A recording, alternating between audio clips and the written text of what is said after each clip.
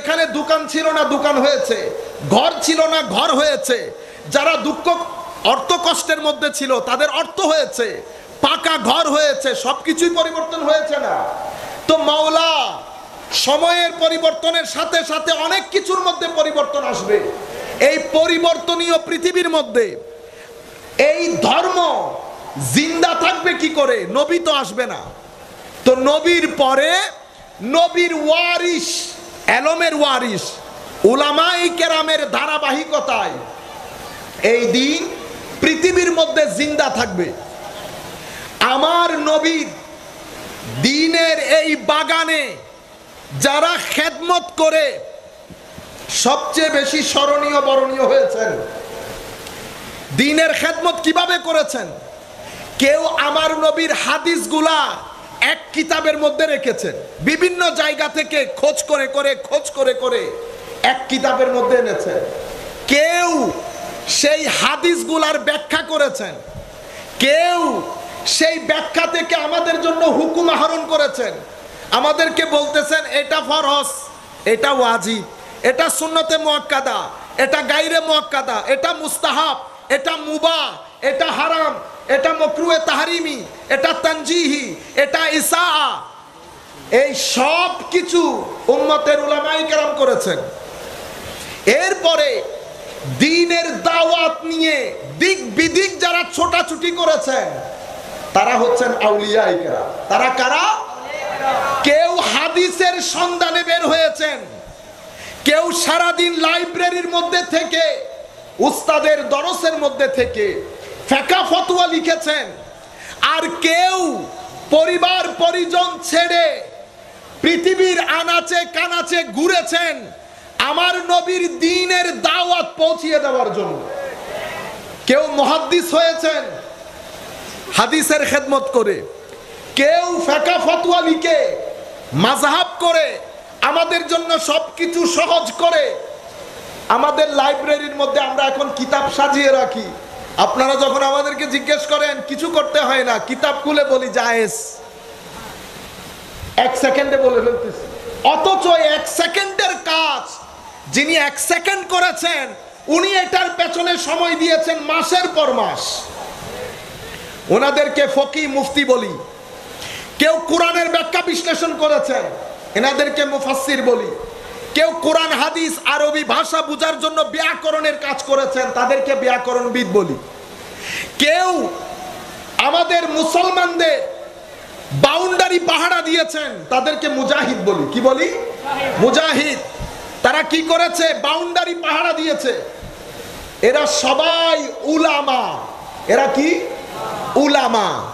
এরা উলামায়ে রাব্বানি। আর যারা পৃথিবীর আনাচে কানাচে, কই মদিনা শরীফ, কই বাংলাদেশ, কই মদিনা শরীফ, কই আফ্রিকা, কই মদিনা শরীফ, কই নর্থ আমেরিকা, পৃথিবীর আনাচে কানাচে দ্বীনের দাওয়াত দিয়েছেন, তাদেরকে আমরা আল্লাহর ওলি বলি। দ্বীনের দাওয়াতের কাজ আল্লাহর ওলিরা করেছেন।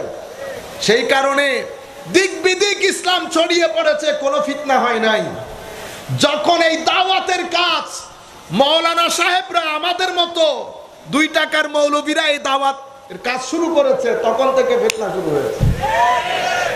বুঝতে পেরেছেন কেন? কারণ আমার আল্লাহ বলেছেন দ্বীনের দাওয়াতের ক্ষেত্রে আমরা যেন হিকমত অবলম্বন করি। কি শব্দ বলেন সবাই? হিকমত। কি বলেছে আল্লাহ কোরআনে পাকে? উদউ ইলা সাবিলি রাব্বিকা বিল হিকমা। হিকমতের সাথে আল্লাহর রাস্তায় মানুষকে আহ্বান করো, দ্বীনের দাওয়াত দাও। দায়ী 2 ধরনের। তরুণ প্রজন্মের উপর আমি অনেক আশাবাদী। আহলে সুন্নাত ওয়াল জামাতের নৌকা প্রায় ডুবু ডুবু অবস্থা। আর আহলে সুন্নাত ওয়াল জামাত নিয়ে এই প্ল্যাটফর্মের মধ্যে হাসি মাজাক বন্ধ করে দেন। আমাদের নৌকা ডুবু ডুবু। এই ডুবু ডুবু নৌকা থেকে তরুণ প্রজন্মের জন্য আমাদেরকে সুন্নিয়তের মধ্যে জাগরণ সৃষ্টি করতে হবে। সেই জাগরণ আমরা শুধুমাত্র বক্তব্য দিয়ে করতে পারবো না। আমাদেরকে বিভিন্ন আঙ্গিকে কাজ করতে হবে। মাহফিল করে, স্কুল করে, হাসপাতাল করে, ইউনিভার্সিটি করে, বই লিখে। আমি আপনাদেরকে চিদা প্রাইমারি জিনিস, যদি আহলে সুন্নাত ওয়াল জামাতের প্ল্যাটফর্মে জাগরণ তৈরি করতে চান, এই ছাড়া অন্য কোনো অপশন নাই। আপনি যদি মেইন স্ট্রিম সোসাইটিকে আহলে সুন্নাত ওয়াল জামাতের এই পথ এবং মতে আবার আনতে চান, আপনাকে এই অ্যাঙ্গেলগুলা দিয়ে কাজ করতে হবে। শুধু মাহফিল কেন্দ্রিক যদি হন, তাহলে এই ডুবু ডুবু নৌকা আরো ডুবে যাবে এবং আউলিয়ায়ে কেরামের বদদুয়া পড়বে আমাদের উপর।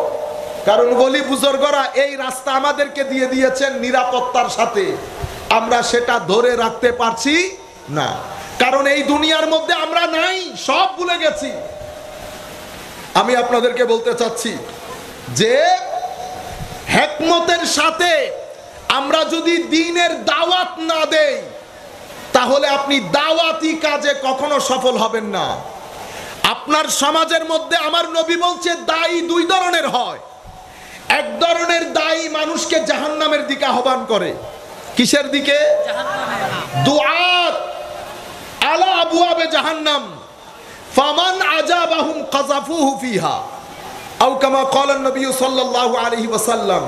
মুসলিম শরীফের রওয়ায়াতের মধ্যে আমার নবী বলছেন, কিছু দায়ী জাহান্নামের দরজায় দাঁড়ানো, যারা এই দায়ীর ডাকে সাড়া দেবে তারাও জাহান্নামে নিক্ষিপ্ত হবে। কিন্তু দায়ী কি জাহান্নামের দিকে ডাকে? ডাকে না। দায়ী তো আপনাকে আল্লাহর রাস্তায় ডাকছে, রসুলের রাস্তায় ডাকছে। কিন্তু আমার নবী বলছেন সে নিজে জাহান্নামের দরজায় দাঁড়ানো। বুঝতে পেরেছেন? কিভাবে বুঝবেন? যখন দায়ীর মুখের ভাষা, দায়ীর মুখের ভাষা, গালা গালি, তুই তুকারি, পার্সোনাল অ্যাটাক, আরেকজনকে ছোট করে মাটিতে মিশিয়ে দেওয়া, যখন দায়ীর জবান এটা হবে, তখন দায়ীর জবান দিয়ে আল্লাহ আল্লাহ রসুলের আজমত, আউলিয়ায়ে কেরামের শান ও শৌকত, আইম্মায়ে কেরামের শান ও শৌকতের উপর আঘাত আসবে দায়ীর মুখের ভাষা দিয়ে। যখন দায়ীর কথা শুনে আইম্মায়ে কেরামের উপর আপনার সন্দেহের সৃষ্টি হবে অথবা অসম্মানের একটা ফিলিংস জাগরিত হবে, বুঝতে পারবেন এই দায়ী ক্ষতিকর সমাজের জন্য, ইসলামের জন্য। আমার নবী এই ধরনের দায়ীকে পরিত্যাগ করতে বলেছেন, এই ধরনের দায়ী পরিত্যাগ করতে বলেছেন। এরা দুনিয়াদার হয়, এদের টার্গেট উম্মতে মুসলিমার মধ্যে ফিতনা সৃষ্টি করা। এদের ভাষার মধ্যে আপনি ইজিলি বুঝতে পারবেন, ভাষা, কথা, বার্তা, নিজের কর্মের সাথে নিজের মুখের কথার কোনো মিল নাই। আপনারা বুঝতে পেরেছেন? এটা এক ধরনের দায়ী। আমার নবী বলছেন যারা তাদের হাতে হা বলবে, নাতে না বলবে, তাদের সংগঠনে যোগ দেবে,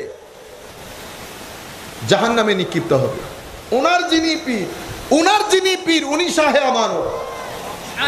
বুঝতে পেরেছেন? আমানত শাহ রহমতুল্লাহ আলাইহির খলিফা হচ্ছেন হুজুর গৌসে ভান্ডারী। আমাদেরকে আমাদের বুজুর্গানে দ্বীনের যে অবদান সেটা স্মরণ করতে হবে, স্বীকার করতে হবে, মানুষকে জানাইতে হবে। এটা আল্লাহর সুন্নাত। কার সুন্নাত? আল্লাহর সুন্নাত। আমাদেরকে কি বলা হয়েছে? তুমি শুধু আমার নবীর উপর ঈমান আনলে হবে না, আমার যত নবী রাসূল পাঠিয়েছি সবার উপর ঈমান আনতে হবে। মাওলা কেন? ইউসা বিন নুনকেও জানতে হবে, ঈমান আনতে হবে। হ্যাঁ, আনতে হবে। হুজুর হযরতে মুসা তো জলিলুল কদর পয়গম্বর, হযরত ইয়াহিয়া আলাইহিস সালাম তো বিশ্বাস করতে হবে। কেন? এরা সবাই আমার নবী রাসূল, এরা সবাই দ্বীনের খেদমত করেছে। তো যারা করেছে প্রত্যেক পুরানো জনকে আপনার স্বীকারোক্তি দিতে হবে। আপনার সমাজের কেউ কেউ রূপকার থাকে না? আপনাদের এলাকায় মসজিদ আছে না? মসজিদ যারা জায়গা দিয়েছে, এই মসজিদ যারা ছোট্ট ঘর থেকে আস্তে আস্তে বড় করেছে, প্রত্যেক ব্যক্তিকে আপনারা দোয়াতে শামিল রাখবেন। এদেরকে বলা হয় কৃতজ্ঞতাবোধ সম্পন্ন জাতি। কি বোধ, কৃতজ্ঞতা আছে এদের, এরা মনে রাখে, এরা মনে রাখে। এবার আসেন উম্মতে মুসলিমার মধ্যে দাওয়াতি কাজে ভেলায়েতের ক্ষেত্রে গতকাল আমরা বলেছি বিদায় কথাগুলো আর রিপিট করছি না। হুজুর গৌসুল আজম আব্দুল কাদের জিলানী রাদিয়াল্লাহু তাআলা আনহু অতুলনীয়, যেভাবে নবী হিসেবে আমার নবী অতুলনীয়। আমার নবীর যেমন নবুয়তের আকাশে কোনো তুলনা নাই, নবুয়তের আকাশে আমার নবীর নবুয়ত যেমন অতীব বিস্তৃত এবং বিশাল, আমার নবীর নবুয়ত নবুয়তের আকাশে সর্বোচ্চ চূড়ায়, ঠিক তেমনি বেলায়েতের আকাশে হযরতে গৌসুল আজমের বেলায়েত সর্বোচ্চ চূড়ায় বিস্তৃত এবং বিশাল। আপনারা বুঝতে পেরেছেন? সম্মানিত উপস্থিতি, এই বিশাল হাস্তি 470 হিজরিতে উনি জন্মগ্রহণ করেন। জন্মগ্রহণের সাল নিয়ে অনেক কথাবার্তা আছে, আমরা সেদিকে না যাই। এই জিনিসগুলো আপনারা জানবেন, মুখস্থ রাখবেন।